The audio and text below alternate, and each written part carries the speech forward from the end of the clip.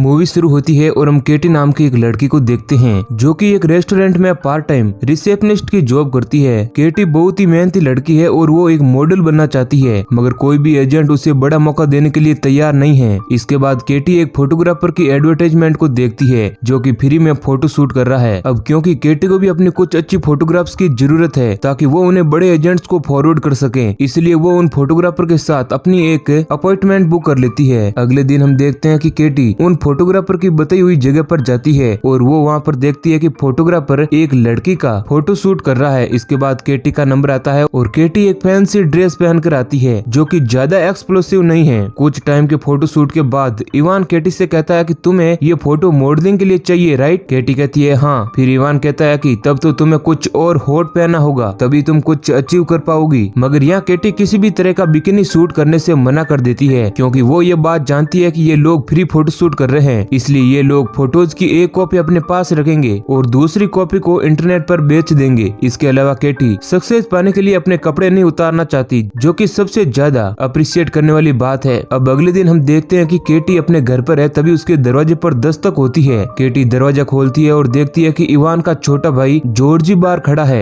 Georgy केटी को उसकी कल की फोटोग्राफ्स देता है जो उसने कल शूट करवाया था। फिर केटी उसे थैंक यू कहती है और तब जॉर्जी केटी से बातचीत करने की कोशिश करता है क्योंकि असल में बात यह है कि जॉर्जी केटी को पसंद करने लगा है और वो किसी भी कीमत पर केटी को पाना चाहता है। मगर केटी यहाँ जॉर्जी के इंटेंशन को समझ जाती है और वो किसी तरह जॉर्जी की बात को खत्म करके उसे अपने घर से रफा दफा करती है। इसके बाद रात के टाइम हम देखते हैं कि जब केटी रात को सो रही होती है तब जॉर्जी किसी तरह उसके घर में आ जाता है और केटी की फोटोज खींचने लगता है। केटी यार सुनकर अचानक से उठ जाती है और जॉर्जी को अपने घर में देखकर डर जाती है। अब कुछ सेकंड बाद जब केटी थोड़ा कॉन्शियस होती है तब वो जॉर्जी पर चिल्लाते हुए कहती है कि अगर अभी के अभी तुम यहाँ से नहीं गए तो मैं चिल्ला दूंगी और फिर तुम यहाँ पर फंस जाओगे। अब यहाँ जॉर्जी केटी की बात को नहीं सुनता है और वो केटी को चुप करने के लिए अपने कुछ कदम आगे बढ़ाता है। तभी केटी टीजर गन से जॉर्जी को शूट कर देती है और फिर घर से भागने की कोशिश करती है। मगर भागने के दौरान जब केटी दरवाजा खोल ही रही होती है कि तभी जॉर्जी केटी को पीछे से आकर पकड़ लेता है और उसके साथ मारपीट करके उसके हाथ बांध देता है। अब इस अफरा तफरी में काफी शोर होता है और केटी का पड़ोसी जेसन ये सब कुछ सुन लेता है। फिर जब जेसन केटी के घर आता है तभी जॉर्ज पीछे से जेसन पर चाकू से अटैक कर देता है और वो उसे जान से मार देता है। इसके बाद जॉर्ज पहले तो केटी के साथ गलत काम करता है, फिर जब वो अपने सब काम कर लेता है तब उसे होश आता है कि चंद ही पलों में उसने कितने बड़े बड़े अपराधों को अंजाम दे दिया है और फिर वो इन सब को सोच सोच कर डरने लगता है। अब जॉर्ज अपने भाई इवान और निकोलोई को कॉल करके बुलाता है। फिर जब जॉर्ज के दोनों भाई केटी के घर आते हैं तब वो जॉर्ज के किए हुए कांड को देखकर उस पर बहुत गुस्सा होते हैं, मगर क्योंकि जॉर्ज उनका भाई है इसलिए उन्हें जॉर्ज को बचाने के लिए कुछ न कुछ तो करना ही पड़ेगा। फिर वो तीनों मिलकर घर के अंदर जॉर्ज के सारे फिंगरप्रिंट्स को साफ कर देते हैं। फिर इसके बाद वो केटी को कुछ नशीली चीज खिला देते हैं जिसके चलते केटी बेहोश हो जाती है।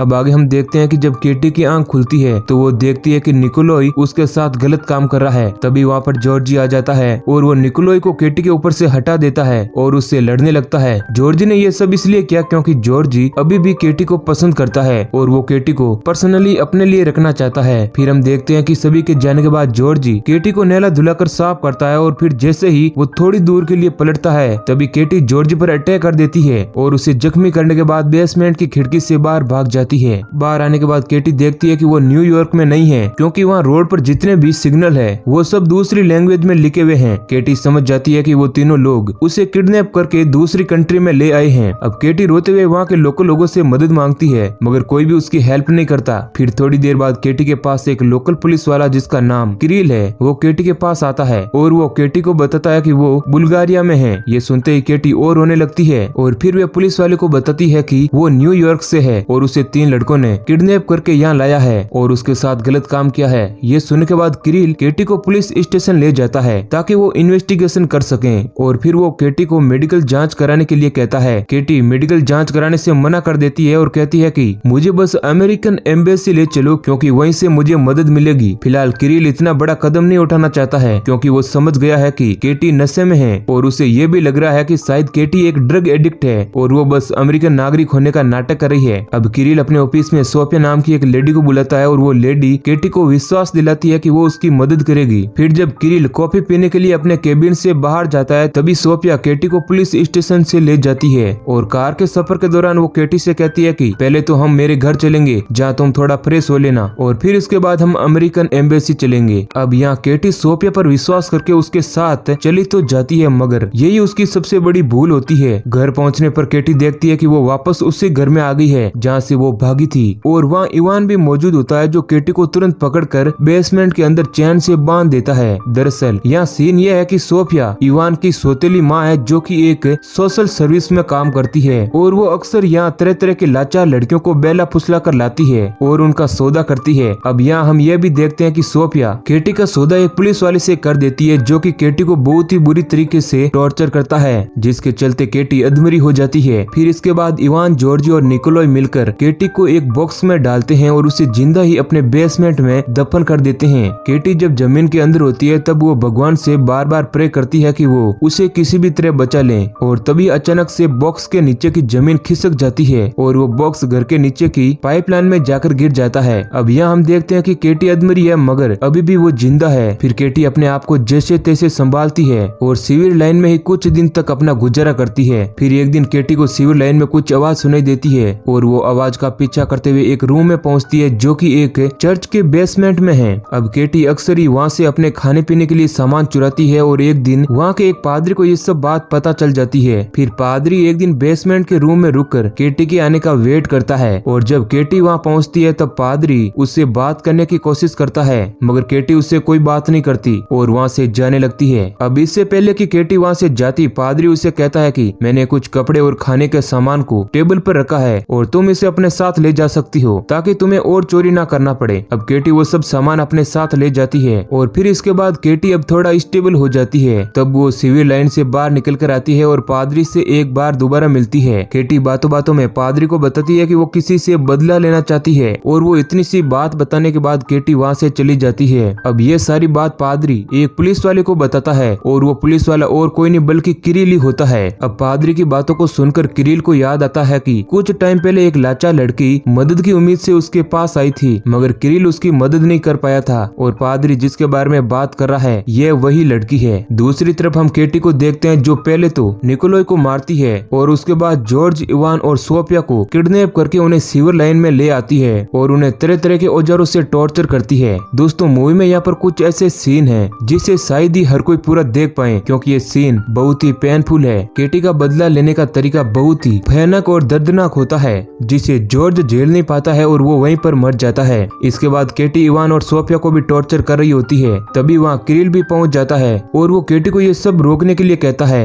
इस बातचीत के दौरान इवान केटी को मारने के लिए उसे पीछे से पकड़ देता है, मगर किरिल देर न करते हुए इवान को शूट कर देता है, जिससे उसकी मौत हो जाती है। अब ये सब देखने के बाद केटी किरिल को कुछ नहीं कहती और वहाँ से चली जाती है। फिर हम देखते हैं कि किरिल सोफिया को जिंदा पकड़ता है, जो कि केस को आगे बढ़ाने के लिए ठीक है, और दूसरी तरफ हम केटी को देखते हैं जो अमेरिकन एम्बेसी के पास जाती है ताकि वो वहाँ से अपने घर जा सके, और इसी सीन के साथ मूवी एंड हो जाती है। तो कहानी अगर आपको पसंद आई है तो वीडियो को लाइक करें और ऐसे ही इंटरेस्टिंग वीडियो पाने के लिए हमारे चैनल को सब्सक्राइब करें। धन्यवाद।